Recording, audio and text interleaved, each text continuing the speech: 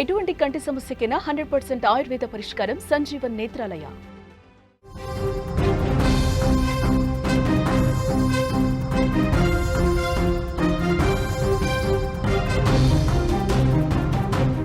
కాంతార సినిమాలో నటిస్తున్న వాళ్ళు ఒక్కొక్కరిగా చనిపోతున్నారు.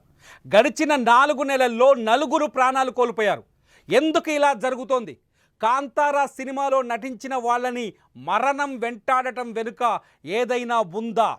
ఏదైనా అతీత శక్తి ఉందా అనే చర్చ ఇప్పుడు సోషల్ మీడియాలో కనిపిస్తోంది. కాంతార సినిమా గురించి చెప్పాల్సిన పని లేదు. Kantara cinema super duper cinema, భారతదేశం మొత్తం దుమ్ము లేపిన సినిమా.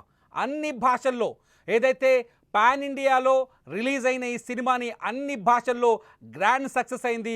కాంతార సినిమా తర్వాత ఎవరైతే రిషబ్ నటుడు ఉన్నాడో, హీరో, ఆయనకి నేషనల్ అవార్డు కూడా వచ్చింది. అటువంటి సినిమా చాప్టర్ 1 అంటూ కొత్తగా పార్ట్ 2ని రికార్డ్ చేస్తున్నారు, చిత్రీకరిస్తున్నారు.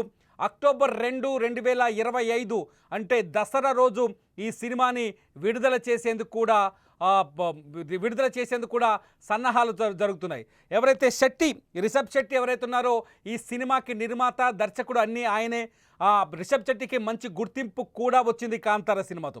అటువంటి కాంతార సినిమా చాప్టర్ 1లో ఎవరైతే నటులు ఉన్నారో, వరుసగా నటిస్తున్నారో, వాళ్ళు వరుసగా మరణానికి కారణమవ్వడం, వాళ్ళని మృత్యువు వెంటాడడం, వరుసగా వాళ్ళు చనిపోవడం ఇప్పుడు దుమారం రేపుతోంది.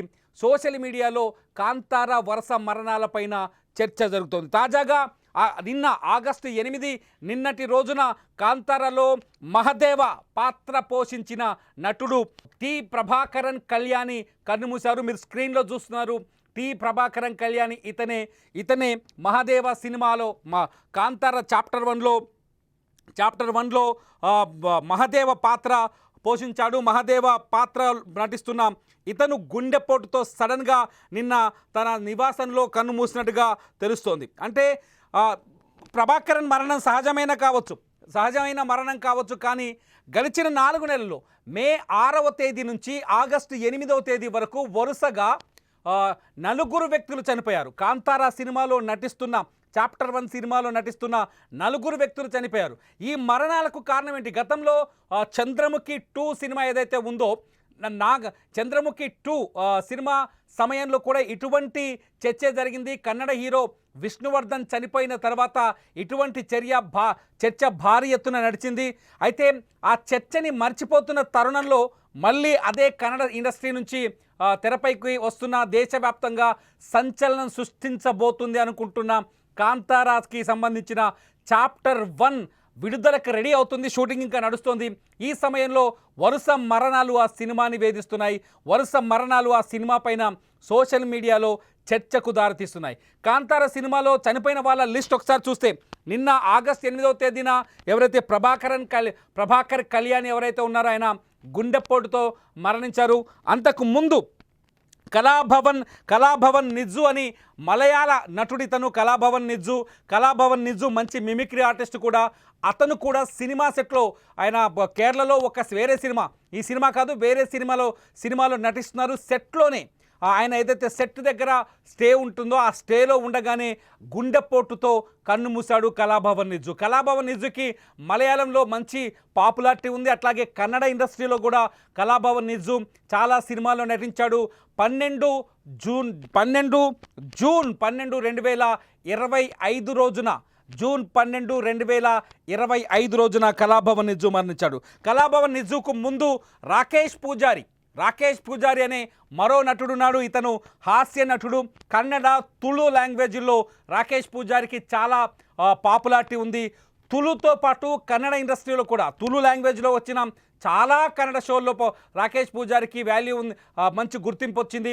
రాకేష్ పూజారికి తులుపుతో పాటు కన్నడలో కూడా మంచి నటుడుగా గుర్తింపు వచ్చింది.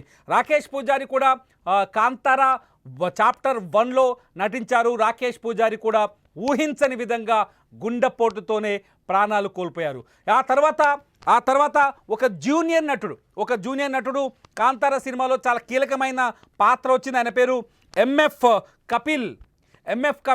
కపిల్ అని ఈ జూనియర్ నటుడు ఊహించని విధంగా ఒక నదిలో మునిగి చనిపోయాడు.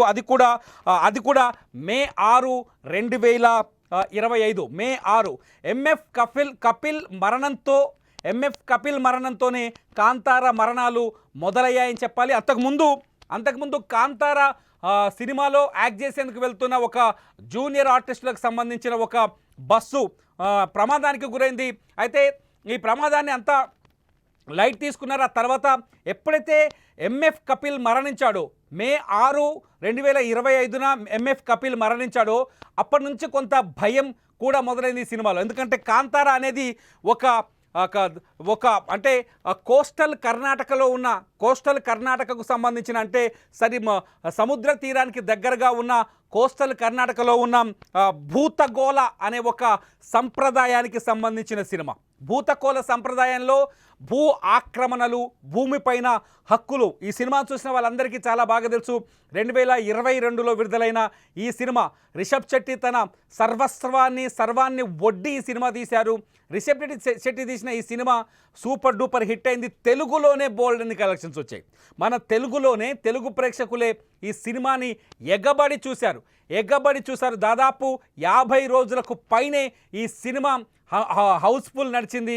పెద్ద థియేటర్లో ప్రతి ఒక్కరూ కాంతార గురించి చర్చించారు, సోషల్ మీడియాలో మాట్లాడుకున్నారు, కాంతార సినిమాను చూశారు.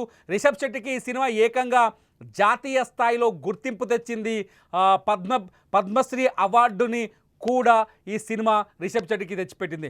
దాదాపు రిషబ్ శెట్టి నేషనల్ స్థాయిలో, జాతీయ స్థాయిలో ఒక ప్రత్యేకమైన వ్యక్తిగా నిలబడ్డారు. రిషబ్ శెట్టి ప్రత్యేకమైన గుర్తింపు సంపాదించుకున్నాడు. ఎందుకంటే భారతదేశం వేదాలకి అట్లాగే భారత సంస్కృతికి మూలాల నుంచి ఈ సినిమా కథ ఉంటుంది. మూలాలకు సంబంధించి భారతీయ హిందూ కల్చర్లో ఒక మూలమైన ఏదైతే కోస్టల్ కర్ణాటక ఏరియాలో ఒక ప్రత్యేకమైన సంప్రదాయం భూతకోళ. ఆ భూతకోళ సంప్రదాయంతో ఈ సినిమాని రూపొందించాడు. ఆ సంప్రదాయానికి ఉన్న ప్రత్యేకత ఏంటి, దానికున్న పవర్ ఏంటనేది కాంతార సినిమాతో ఒక్కసారిగా ప్రపంచానికి చూపించాడు రిషబ్ శెట్టి చేసిన ఈ ప్రయోగం అతనికి జాతీయ స్థాయిలో గుర్తింపు తేవడమే కాదు, ఆ సినిమాకి పాపులారిటీని తీసుకొచ్చింది. అట్ ది సేమ్ టైం ఇప్పుడు చాప్టర్ 1 అంటే గతంలో మనం చూసిన కాంతార సినిమాకి ముందు ఏం జరిగిందనే కథని బేస్ చేసుకొని చాప్టర్ 1 రూపొందిస్తున్నాడు కాంతార సినిమాకి సంబంధించి. ఆ సినిమా అక్టోబర్ 2, 2025 ఆ రోజు దసరా రోజు, గాంధీ జయంతి రోజు ఆ సినిమా విడుదలకి సన్నాహాలు చేస్తున్నారు. ఇప్పటికే ఆ సినిమా షూటింగ్ దాదాపు పూర్తయింది. పోస్ట్ ప్రొడక్షన్ వర్క్ నడుస్తున్న తరుణంలో ఆ సినిమాలో నటించిన 4 నటులు వరుసగా మరణించడం ఇప్పుడు సోషల్ మీడియాలో ఒక కొత్త చర్చకు దారితీస్తుంది. ఈ భూతాలు, ప్రేతాలు, అట్లాగే జీవాలు, అలాగే దేవుళ్ళతో సంబంధం ఉన్న కథనాలు తీసినప్పుడు ఇలాంటి చర్చ జరుగుతుంది మొదటి నుంచి. గతంలో కూడా ఇటువంటి చర్చలు సినిమా ఇండస్ట్రీలో ఉన్నాయి. భారత చలనచిత్ర పరిశ్రమలో చర్చలు ఉన్నాయి. కన్నడలోనే ఏదైతే చంద్రముఖి 2 సినిమా టైంలో నటుడు హీరో విష్ణువర్ధన్ మరణించడం, ఇవాళే విష్ణువర్ధన్ సమాధి పైన కూడా ఒక దుమారం చెలరేగుతుంది కర్ణాటకలో. అతని సమాధిని స్టూడియోలో నిర్మించిన అతని సమాధిని తవ్వేయటం, రాత్రికి రాత్రే లేకుండా చేయటంతో కర్ణాటకలో దుమారం చెలరేగుతున్న ఈ తరుణంలో కాంతార సినిమా కూడా విష్ణువర్ధన్ మరణానికి లింక్ ఉండటం, విష్ణువర్ధన్ కూడా ఆయన అనారోగ్యంతో ఏదైతే సినిమా చంద్రముఖి 2 సినిమా తర్వాత అనారోగ్యంతో ఆయన కన్ను మూశారు. నాగవల్లి సినిమా తర్వాత తెలుగులో నాగవల్లిగా వచ్చిన సినిమా అనారోగ్యంతో కన్నుమూశారు. ఆ సమయంలో పెద్ద చర్చ జరిగింది. చంద్రముఖి 2 సినిమాని ముట్టుకున్న వాళ్ళకి మరణం వెంటాడుతుందని. ఇప్పుడు కాంతార సినిమా చూసినంతసేపు మనకు కూడా ఒకసారి గుర్తు చేసుకుంటే క్లైమాక్స్లో వచ్చే 20 నిమిషాల ఈ ఎపిసోడ్ మొత్తం వణికించేస్తుంది థియేటర్లో ప్రేక్షకుల్ని. ఇప్పటికే ఆ సినిమా చూడాలి అంటే క్లైమాక్స్ ఒకటి చూడడానికి భయం వేస్తుంది. అటువంటి సిచ్యువేషన్ చూసినప్పుడు నిజంగా మరణం ఇంత భయంకరంగా ఉంటుందనే చర్చ ఆలోచన మనలో కూడా కలుగుతుంది. ఈ సమయంలోనే కాంతారకు సంబంధించిన చాప్టర్ 1 ఏదైతే సెకండ్ పార్ట్గా వస్తుందో చాప్టర్ 1 సినిమాకి సంబంధించిన 4 నటులు చనిపోవడంతో ఒక్కసారిగా సోషల్ మీడియాలో సరికొత్త చర్చకు ఆస్కారం ఏర్పడింది. కాంతార సినిమా దేశవ్యాప్తంగా పాపులర్ అయిన నేపథ్యం, అట్లాగే ఇప్పుడు ఈ సినిమా విడుదలపైన ఉత్కంఠగా జనం ఎదురు చూస్తున్న తరుణం. ఈ తరుణంలో కాంతారలో నటించిన నటులు మే, జూన్, జూలై, ఆగస్టు ఈ 4 నెలల్లో 4 నటులు చనిపోవడం, వరుసగా మే 6వ తేదీన ఎంఎఫ్ కపిల్ చనిపోవడం, ఇతను జూనియర్ ఆర్టిస్ట్. అట్లాగే మే 12వ తేదీన రాకేష్ పూజారి చనిపోవడం, ఆయన కమేడియన్, ఈ సినిమాలో నటించారు. అట్లాగే జూన్ 12న ఎవరైతే కళాభవన్ నిజు ఉన్నాడో మిమిక్రీ ఆర్టిస్ట్, అట్లాగే కాంతార సినిమాలో నటుడు, ఆయన చనిపోవడం. తాజాగా ఆగస్టు 8వ తేదీన మళ్ళీ ప్రభాకర్ కళ్యాణి కన్నుమూయడం. ఇవన్నీ చూస్తుంటే ఈ మరణాలకి ఈ సినిమాకి ఏమైనా సంబంధం ఉందనే చర్చ జరుగుతుంది. అయితే ఈ చర్చకి పూర్తి స్థాయిలో ఆధారాలు లేవు, ఎటువంటి అవకాశాలు కూడా కనిపించట్లేదు. కానీ ప్రజల్లో మాత్రం ఈ ఆందోళన, ప్రేక్షకుల్లో సోషల్ మీడియాలో మాత్రం ఈ ఆందోళన కనిపిస్తుంది.